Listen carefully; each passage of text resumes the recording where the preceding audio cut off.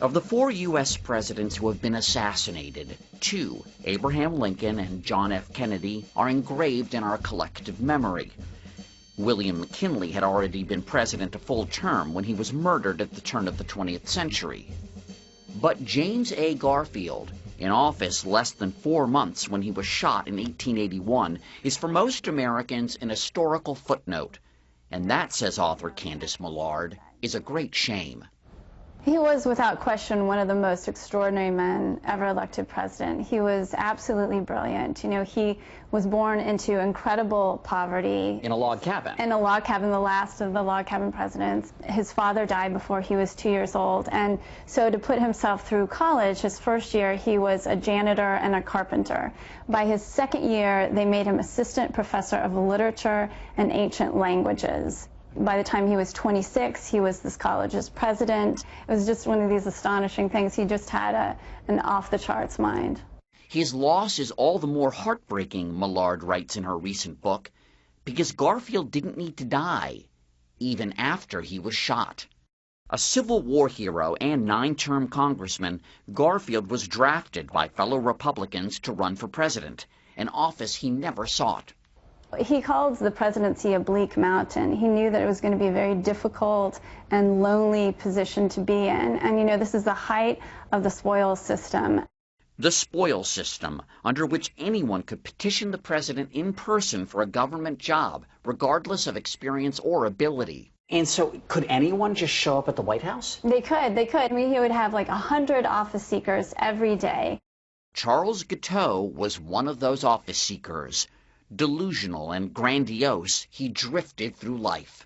This is a man who had failed at everything he had tried, and he had tried everything. You know, he had tried law, he had tried evangelism, he'd even tried a free love commune in the 1800s, and he had failed there too. You know, the women there had nicknamed him Charles Get Out. Guiteau thought he should be named Minister to France. Day after day, he visited the White House, even meeting Garfield once. But when his demand wasn't met, he had what he believed was a divine inspiration, a message from God that he needed to kill the president. And, you know, this is 16 years after Lincoln's assassination, but there's still no Secret Service protection. On July 2nd, 1881, the president was scheduled to travel by train from D.C. to Massachusetts. And so Guiteau woke up early that morning, and he went to the train station, and he had his shoes shined, and he was ready with his gun and his papers. Shoes shined? Yeah, because he was very aware of the attention he would be receiving. The president, along with 2 of his sons, arrived at the station. So they walk in, Garfield takes just a few steps, Guiteau steps out of the shadows and shoots him twice, once in the arm and once in the back. But the gunshot is not fatal. It's not. It doesn't hit his spinal cord. It doesn't hit any vital organs. Within minutes, doctors converged on the fallen president, using their fingers to poke and prod his open wounds. 12 different doctors inserted unsterilized fingers and instruments in Garfield's back, probing for this bullet. And the first examination took place on the train station floor. I mean, you can't imagine a more germ-infested environment. American doctors at the time didn't believe germs existed at all. And according to Dr. Jeffrey Resnick of the National Library of Medicine, they rejected the use of antiseptics pioneered by Joseph Lister, for whom Listerine would later be named. Lister, an Englishman, embraced this theory in the early 1860s based upon the fact that it's germs that cause disease.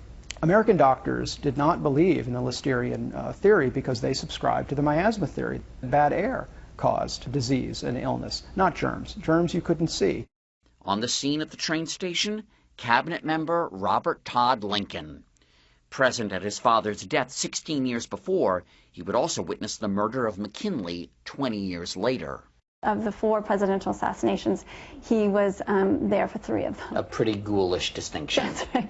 It's unfortunate. It was Lincoln who summoned Dr. D. Willard Bliss. The D stood for doctor, his actual first name. And Bliss was a uniquely arrogant and ambitious man, and he just took charge. There would be no second opinions. for an excruciating 80 days, made even worse by the sweltering Washington summer, Garfield suffered stoically as his condition worsened. He is riddled with infection at this point. He has these abscesses all through his body. And he was starving to death. Unable to keep down the sumptuous meals he was being fed, the president's weight plunged from 210 pounds to 130. In a panic to find the bullet still lodged in Garfield, Bliss called on Alexander Graham Bell. Yes, that Bell, the inventor of the telephone. Bell's task? Use the metal detector he'd invented to find the bullet so it could once and for all be extracted.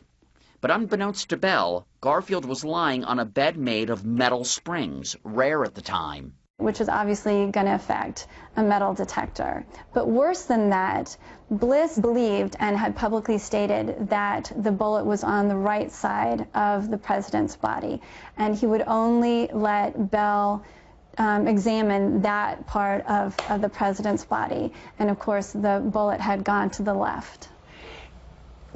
Once again, just willful ignorance? You know, it's just one of the incredible dangers of ambition, you know, and he did not want to be proven wrong. President Garfield finally died on September 19, 1881. The autopsy confirmed Bliss's ignorance. President Garfield didn't have to die. President Garfield died because of what his doctors did and what they didn't do.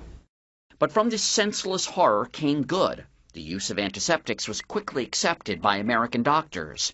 Civil service reform was enacted.